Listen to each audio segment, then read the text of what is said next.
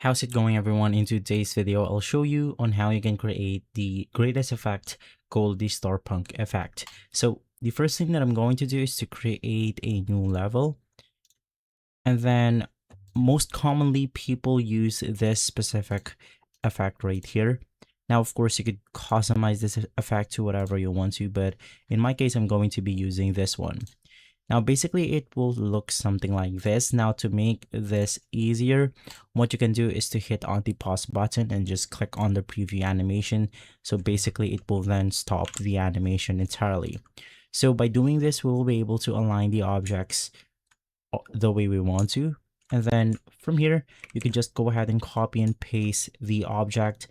And basically, you can just make a short spacing between your objects. And just to make things easier, we could just copy and paste this until you get your desired length.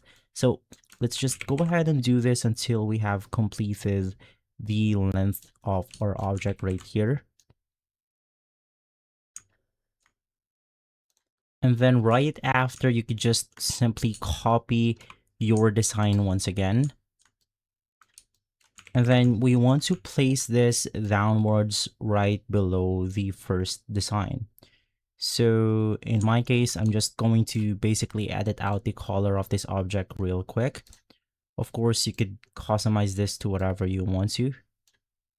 And then basically from here, once again, let's copy paste the entire object itself. And then you simply want to rotate this 180 degrees and then just simply align them together. So it will then look something like this. Now, basically from there, if we play out the animation itself, we will simply create the Starpunk design effect on our level. And as a quick thing before we do that, I'm gonna just go ahead and increase the scale of the object itself to simply make it bigger.